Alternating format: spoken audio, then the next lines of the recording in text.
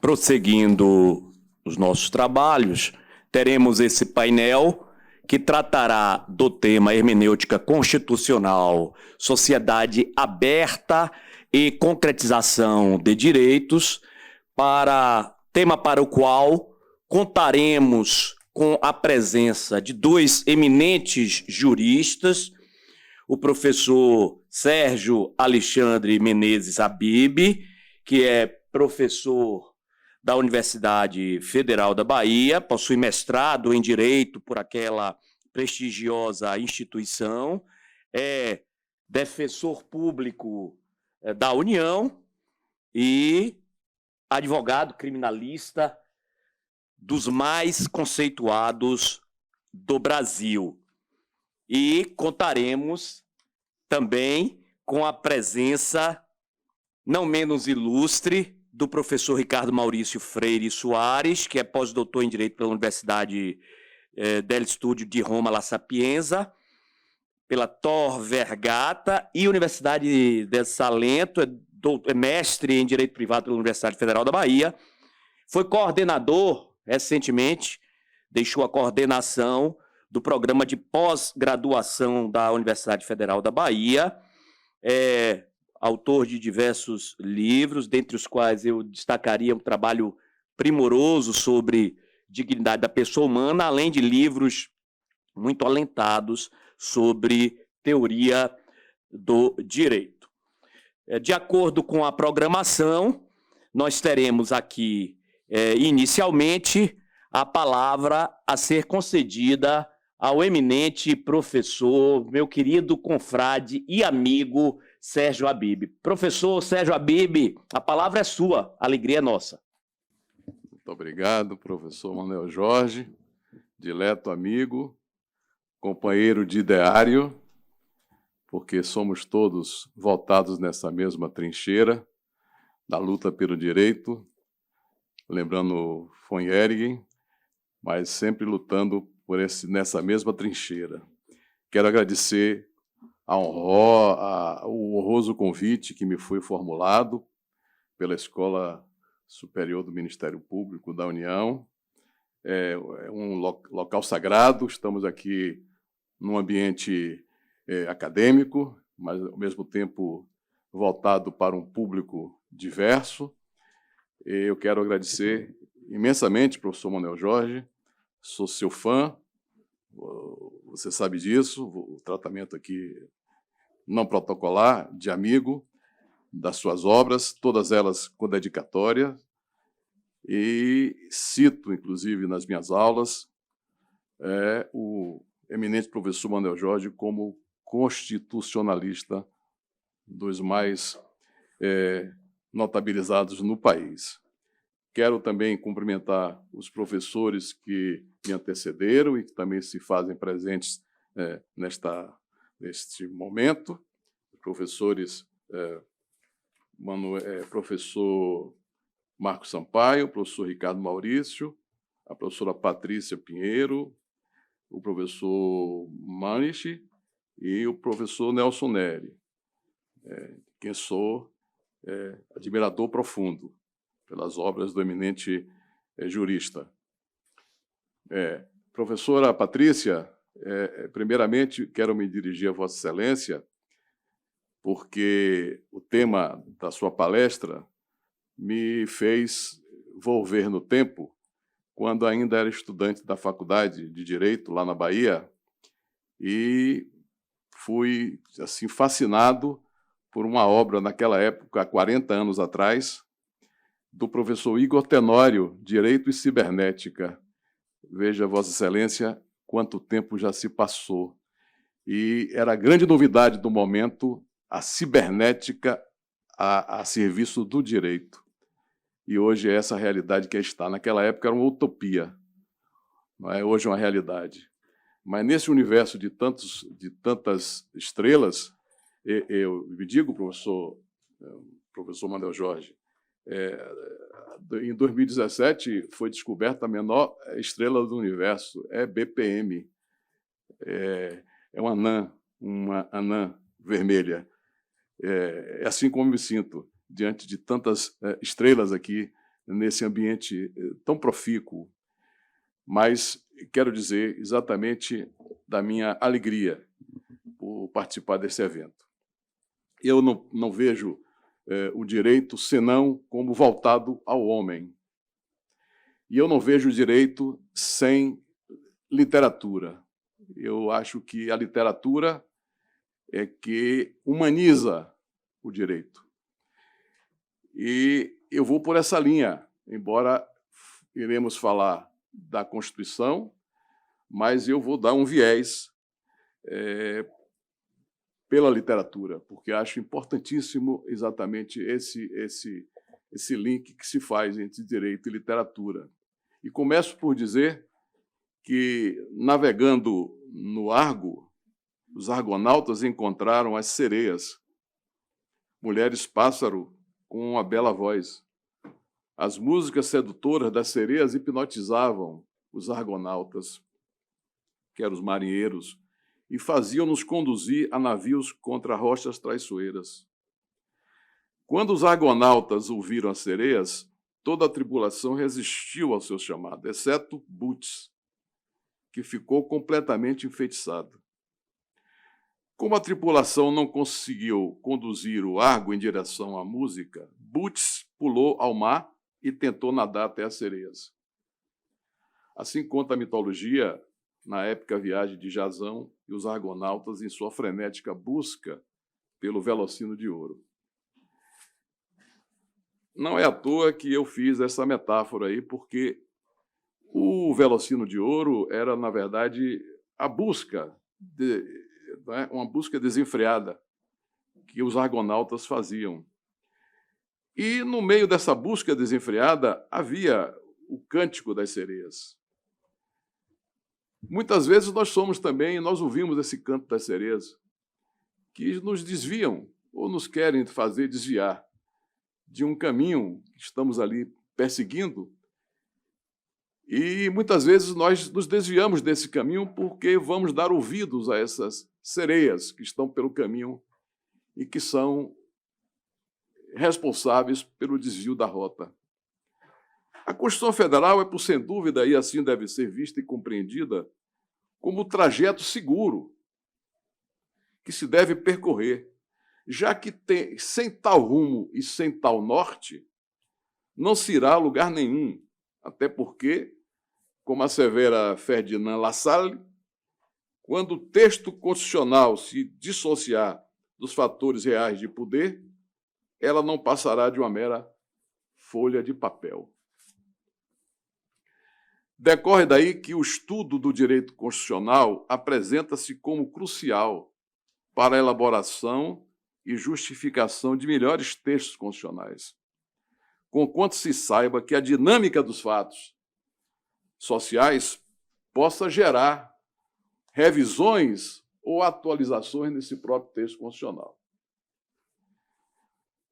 Partindo-se da classificação de Manuel Garcia Pelayo, das três espécies de direito constitucional, teremos, então, um direito constitucional especial, positivo ou particular, um direito constitucional comparado e um direito constitucional social.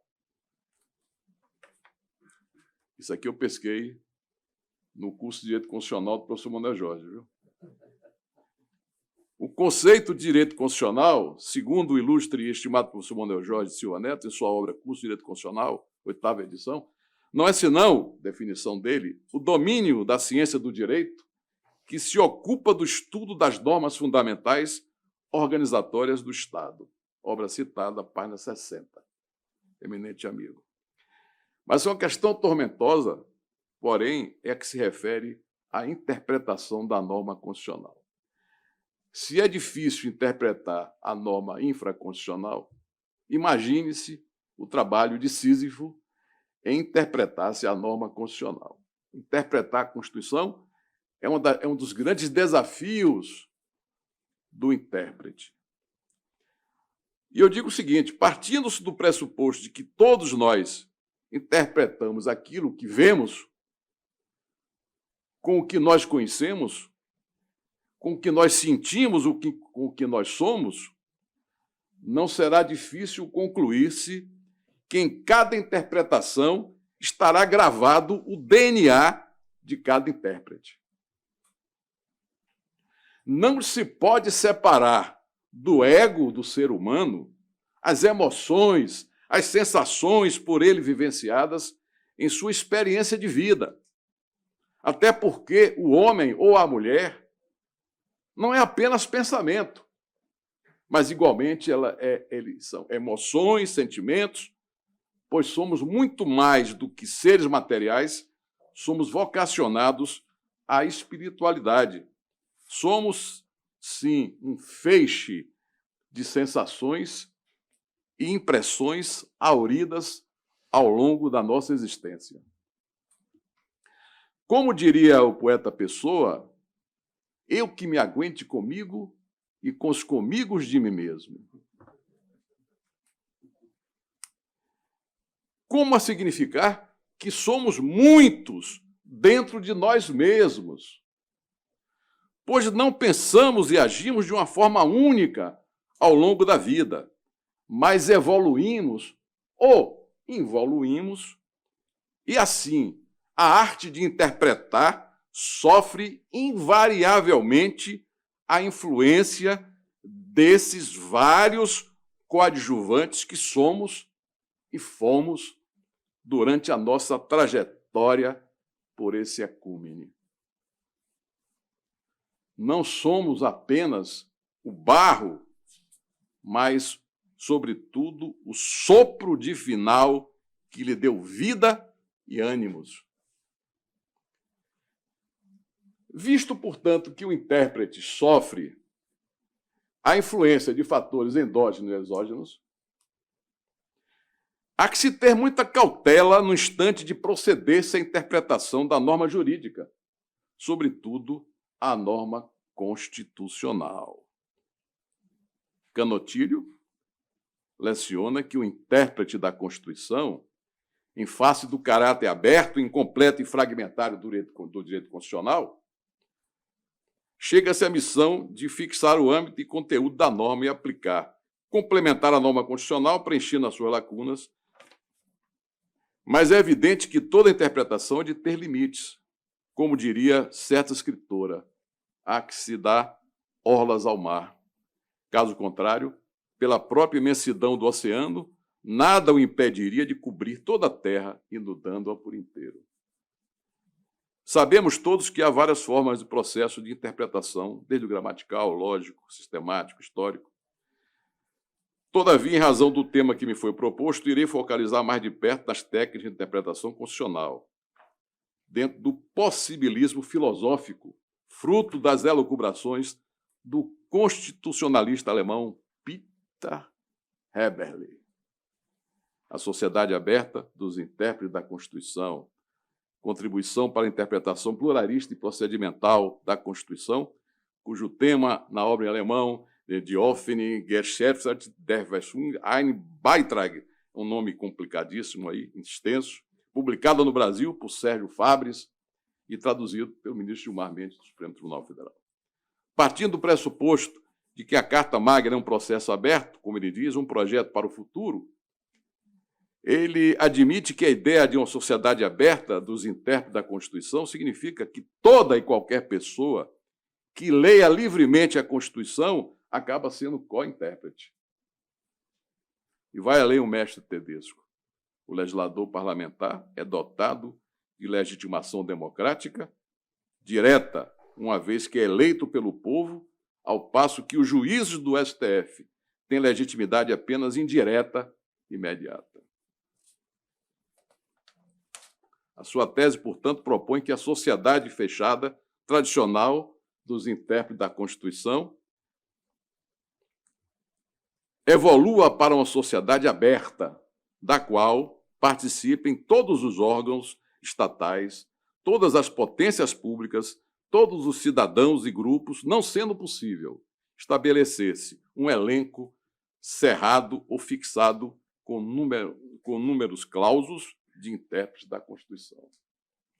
E acrescenta o ilustre constitucionalista alemão: a interpretação constitucional tem sido até agora conscientemente coisa de uma sociedade fechada, Dela tomam parte apenas os intérpretes jurídicos vinculados às corporações e aqueles participantes formais do processo constitucional.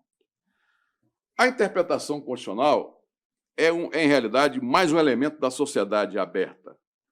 Todas as potências públicas participantes materiais do processo social estão nela envolvidos, sendo ela, ao só tempo, elemento resultante da sociedade aberta e o elemento formador ou constituinte dessa sociedade. Como não são apenas os intérpretes jurídicos da Constituição que vivem a norma, não detêm eles o monopólio da interpretação da Constituição. A obra de Heberle é extremamente importante e, ao mesmo tempo, desafiadora e intrigante, sobretudo em face de um direito construído nas bases do pensamento de Kant e de Kelsen. E já começou a gerar frutos entre nós. Para tanto, basta que se veja que o Supremo Tribunal Federal recepcionou a sua ideia sobre o amicus curiae, numa clara manifestação de que o Brasil se encaminha por aperfeiçoar o legado da sociedade aberta e plural, reforçando a democracia pluralista e fixando as bases de uma nova Constituição constitucional. Recentemente, por exemplo, o Supremo, por um dos seus ministros, o ministro Dias Toffoli, eu vou fazer aqui uma crítica construtiva, espero que sim, na visão do advogado criminalista, com a devida vênia, professor Manuel Jorge, professor Ricardo Maurício, o ministro Toffoli, recentemente, numa decisão monocrática, ele limitou a defesa nos processos criminais, no Tribunal do Júri, sobre arguir determinado tipo de tese no Tribunal Popular do Júri. Eu vejo isso como um retrocesso, porque, dentro do princípio constitucional da amplitude de defesa, o Supremo Tribunal Federal não pode, de maneira nenhuma, restringir, tá entendendo, o tipo de tese que a defesa vai sustentar no Tribunal do Júri. Então, dizer que o advogado da defesa, na tribuna, no Tribunal do Júri, Tribunal Popular do Júri, ele não pode arguir essa ou aquela tese, data máxima vênia, eminente professor Manuel Jorge, me parece que está ferindo o princípio constitucional da amplitude de defesa, porque está restringindo exatamente isso. Eu acho que a tese pode ser arguída, qualquer tipo de tese pode ser arguída e submeter ao Tribunal Popular do Júri, que tem, não é, a sua soberania assegurada pela Constituição Federal da República. Então, acho que, nesse ponto aí, o Supremo voltou a um passado, não é? Acho que não seria interessante trilhar por esse caminho, como também acho que o Supremo está numa fase de ativismo muito grande. Esse ativismo, eu acho, inclusive, que não está sendo benéfico para o país. Nós sabemos que há momentos de ativismo e há momentos em que há retração, o Heberle, inclusive, fala isso, não é? Várias sociedades, várias repúblicas, ou vários países aí nesse nosso mundo passaram por isso, momentos de retração, momentos de ativismo. Nós agora estamos nesse momento de ativismo e acho que, nesse particular, o Supremo deve, como intérprete e garantidor da Constituição, guardião da Constituição, o Supremo deve evitar, tanto quanto possível, esse excesso, esse ativismo, digamos assim, frequente. E eu sei que tenho que concluir, mas quero deixar para os eminentes colegas e para o público, os que estão aqui assistindo, que não se pode também deixar de lado a obra de Karl Popper, A Sociedade Aberta e o Feitiço de Platão. Eu poderia falar sobre isso mais algum tempo, mas vou deixar depois as notas aqui para que os senhores consultem. E dizer o seguinte, já concluindo, já me avisaram ali que o meu tempo está se esgotando, é que eu posso dizer o seguinte aos amigos. É como se o homem... a situação do Brasil, do país atual, é a seguinte: nós acordamos no meio da noite e nós não sabemos se é noite ali porque acabou de anoitecer ou se é noite porque já vai amanhecer o dia. Imagine se a pessoa que acorda no meio da noite, mas não olha o relógio, diz agora, é noite, já se fez noite há muito tempo ou já estamos por amanhecer? Eu espero que no país, essa noite, essa escuridão que estejamos a passar, já seja um prenúncio de um amanhecer e não um início, entendeu, do alvorecer. E essas palavras eu quero deixar como palavras de confiança para que tenhamos uma Constituição mais respeitada e mais efetiva e que possamos acreditar efetivamente no futuro do nosso país e que essa noite que esteja que está tão escura aí já esteja mais para se aproximar da aurora do que do momento crepuscular. Muito obrigado aos senhores e às senhoras.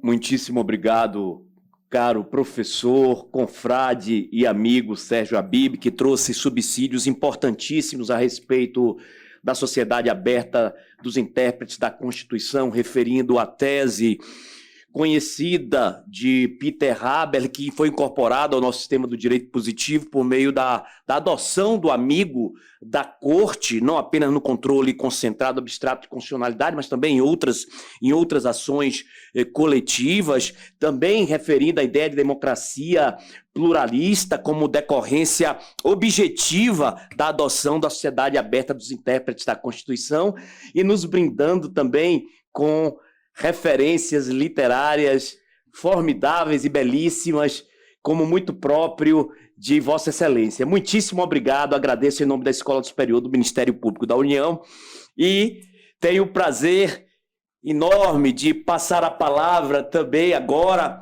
ao querido confrade, professor e amigo também, professor Ricardo Maurício, que também, não diferentemente do professor Sérgio Habib, direi: a palavra é sua, o prazer é nosso.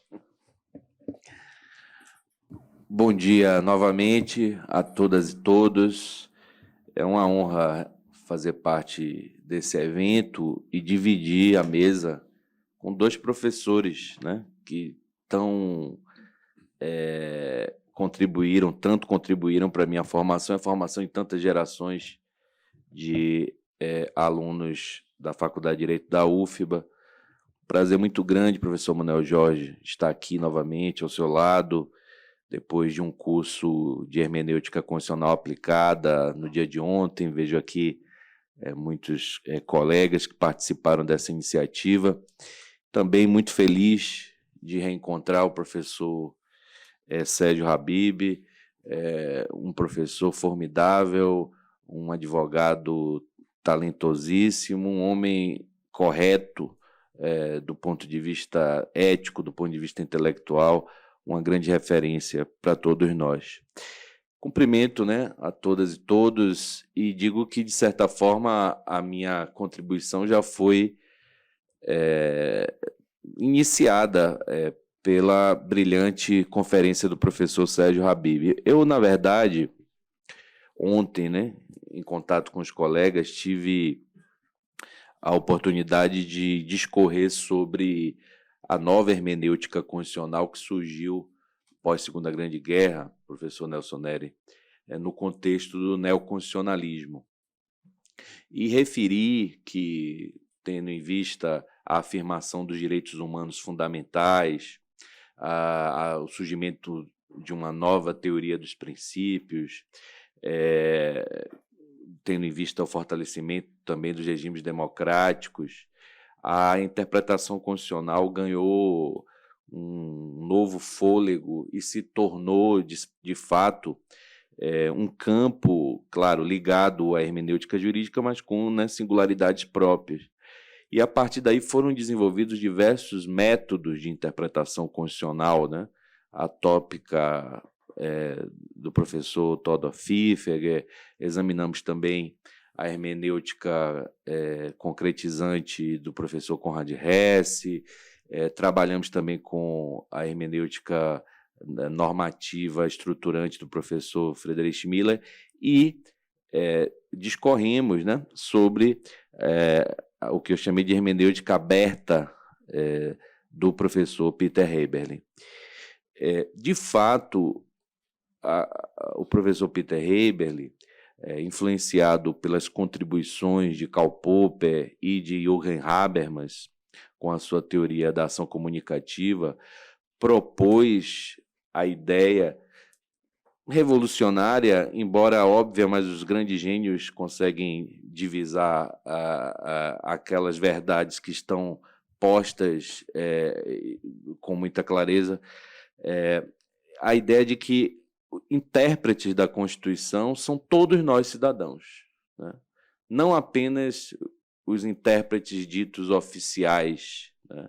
Promotores, juízes, advogados, delegados, mas todos os cidadãos, porque se a Constituição, professora Claís, é construída e destinada à sociedade, obviamente que os cidadãos devem também se envolver neste diálogo, porque a Constituição, como uma obra aberta, ela é lida e relida pelos governantes, mas também, sobretudo, pelos governados.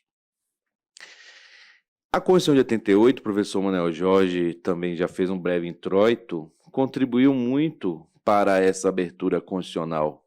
O professor Marcos Sampaio sabe, como poucos, que a Constituição de 88 ampliou de forma muito significativa a legitimidade no âmbito do controle de constitucionalidade, né? Naquele artigo 103, além de entes estatais, de autoridades estatais, nós encontramos também representantes da sociedade civil, né? Como o próprio Conselho Federal da OAB, entidades de classe de âmbito nacional, a própria sistemática das ações diretas foi ampliada, foram criadas novas ações diretas, além da DIN genérica, a ação direta interventiva, foi criada a DIN por omissão, posteriormente a ação declaratória de constitucionalidade, a arguição de cumprimento do preceito fundamental. Tudo isso permite, de certa forma, uma participação da sociedade civil no diálogo constitucional, na interpretação constitucional. Também é importante destacarmos a ampliação também do leque de remédios constitucionais. Além dos já tradicionais habeas corpus, mandado de segurança, apropriação popular, a Constituição de 88 nos brindou com habeas data, com o próprio mandado de injunção, e tudo isso possibilita aos cidadãos de participarem também dessa hermenêutica constitucional aberta. O professor Manuel Jorge também referiu aqui com muita propriedade a figura do amicus curiae, né? Agora regulada pelo Código de Processo Civil, que amplia também essa possibilidade da participação da sociedade civil. Eu acrescentaria ainda a implementação cada vez maior de audiências públicas, né? No âmbito do Poder Executivo, professor Marcos, no âmbito do Poder Judiciário, no âmbito do Poder Legislativo. No âmbito do Poder Judiciário, inclusive, inúmeras foram as audiências públicas, né, nos últimos anos que debateram temas importantes para a cidadania. O professor Manuel Jorge, inclusive, amanhã terá a oportunidade de organizar um evento sobre o debate acerca das candidaturas avulsas. Houve uma audiência pública para debater esse tema, fantástico, por sinal. Inclusive, estava para ser pautado pelo Supremo, né? O relator é o ministro Luiz Roberto Barroso, mas esse tema acabou não sendo discutido no Supremo por conta da pandemia.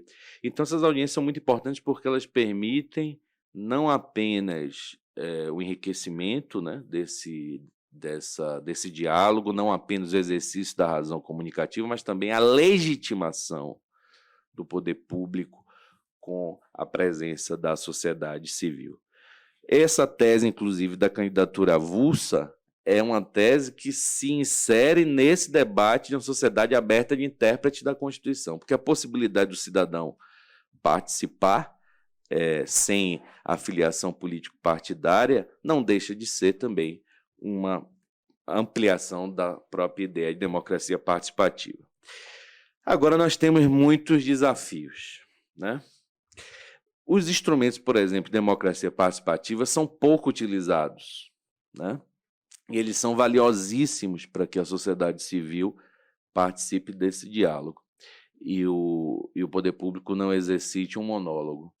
Por exemplo, iniciativa popular, muito pouco usada. Nós temos, por exemplo, a lei da ficha limpa, como um exemplo que nós sempre referimos em sala de aula, mas é muito pouco, foram poucas as leis elaboradas por iniciativa popular. O próprio referendo, o plebiscito são usados poucas vezes. É bem verdade que eles são também utilizados muitas vezes por regimes autoritários, né? Os referendos e plebiscitos já foram utilizados também no contexto de constituições cesaristas, plebiscitárias, mas, quando bem canalizados, são instrumentos de participação. Eu sei, por exemplo, que existem projetos de lei tramitando no Congresso Nacional sobre propostas também de emenda constitucional, naturalmente, que versam sobre a inclusão de novos instrumentos de democracia participativa, como o recall, de inspiração norte-americana, e também o veto popular, né, que seriam também instrumentos importantes. Registro também uma construção, né, hermenêutica do professor Paulo Bonavides. Tivemos o prazer, né, de conhecer. Ele dizia muito sobre a necessidade de nós interpretarmos aqueles dispositivos da Constituição que versam sobre iniciativa popular para possibilitar aos cidadãos oferecerem emendas, propostas de emenda, né? É uma provocação que eu faço aqui, prestando homenagem ao grande mestre professor Paulo Bonavides, referência, né, para todos nós. A própria Constituição já permite, a partir de uma interpretação sistemática, teleológica, usando esses novos métodos aos quais fiz referência, que possamos imaginar iniciativa legislativa para a proposição de emenda constitucional. Claro que isso tudo poderia ser discutido no âmbito do Supremo Tribunal Federal, mas é uma ideia que também trago à colação para a nossa reflexão. Agora, fazendo agora um diálogo com as ilustres conferências da professora Patrícia e do professor Marcos Sampaio. Essa sociedade aberta de intérpretes da Constituição pode ser viabilizada também através das redes sociais, através das novas tecnologias da informação. Eu sei que esse é um tema muito vasto e que essas novas tecnologias, infelizmente, vêm sendo utilizadas como instrumentos para a propagação de discursos de ódio, para a restrição de direitos individuais como a privacidade e a liberdade, mas elas podem ser canalizadas como instrumentos de participação. Nesse sentido, discutimos isso ontem no curso, as novas tecnologias podem contribuir para a construção de uma cyberdemocracia. Neste sentido, o professor Manuel Castells, grande sociólogo espanhol, fala da sociedade de rede, fala das potencialidades desses novos instrumentos permitirem o acesso à informação, a participação do povo nos processos decisórios e a aproximação dos governantes com os governados e, particularmente, uma ampliação do acesso democrático aos cidadãos, especialmente mais vulneráveis. Agora, tudo isso, chegando ao final dessa singela provocação, tudo isso demanda o exercício de um direito que é, a meu ver, o pressuposto de todos os direitos fundamentais, que é a educação. É algo um tanto óbvio falar sobre isso, né? Mas sem o direito à educação não haverá como construirmos uma sociedade de intérprete da Constituição. Sem educação constitucional, nós não teremos essa sociedade aberta de intérprete da Constituição. Daí porque é fundamental que esses temas referentes, professor Manuel Jorge, à democracia, à república, à cidadania, aos direitos fundamentais, sejam explorados no ensino fundamental, sejam explorados no ensino médio. Já existem, sim, conteúdos dessa natureza nos currículos, mas acredito que esse deva ser um esforço grande a ser empreendido por todos nós que fazemos parte da comunidade jurídica, por todos nós que representamos de alguma forma instituições como a advocacia, o Ministério Público, a magistratura, as universidades. Acredito que essa ênfase à educação constitucional permitirá a construção de uma cultura constitucional sem a qual não há intérprete da Constituição. Vocês poderiam me perguntar, fizemos progressos desde 1988? Eu acredito que sim, fizemos progressos. É bem verdade que a grande maioria dos cidadãos brasileiros não conhecem a Constituição, muito menos seus direitos e deveres. Mas não podemos deixar de registrar que as instituições jurídicas são hoje mais conhecidas, que o cidadão, mesmo mais vulnerável, mais hipossuficiente, tem uma noção, é bem verdade ainda que superficial, do papel do judiciário, do Ministério Público, da advocacia. O Supremo Tribunal Federal, falávamos isso no curso, deixou de ser tão desconhecido, né? Eu fiz uma menção, professor Sérgio Habib, a um livro do professor Alielmar Baleiro, o STF, um desconhecido. E hoje o STF, ao menos, está sendo mais conhecido, ainda que muitas vezes com interpretações que não são as mais técnicas através dos meios de comunicação. Nós temos a TV Justiça. Enfim, eu acho que esse é um desafio posto, fizemos grandes progressos, mas ainda há muito a ser feito, seja no plano legislativo, seja no plano pedagógico, seja no plano político, para que essa nossa democracia possa ser, de fato, uma democracia deliberativa, uma democracia comunicativa, com a participação de todas as forças e sujeitos da sociedade. Professor Manuel Jorge, eu agradeço enormemente pelo dia de ontem, pelo dia de hoje e pela possibilidade de me enriquecer com esses grandes debates e com essas grandes reflexões. Muito obrigado.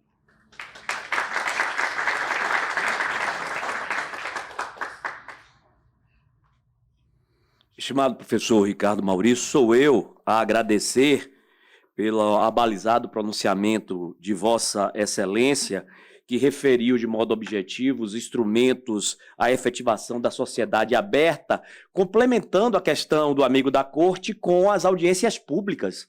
As indispensáveis audiências públicas dentro de um procedimento pluralista, destinado a abrir a interpretação constitucional, na medida em que a Constituição não se dirige apenas aos versados em direito. A Constituição é um texto de cidadania, estatuto jurídico do fenômeno político, como bem refere o professor Gomes Canotilho. Referiu também uma importante conexão entre a sociedade aberta e as redes sociais, com a conexão também aos pronunciamentos muito bem abalizados dos professores Marcos Sampaio e Patrícia Peck, de sorte que, em nome da Escola Superior do Ministério Público da União, agradeço muitíssimo a Vossa Excelência pela excelência do seu pronunciamento, desculpe minha redundância. Professor Sérgio Habib, reitero os agradecimentos à Vossa Excelência e, assim, com essas palavras, eu declaro encerrado esse segundo painel relativo à hermenêutica constitucional e sociedade aberta. Muito obrigado.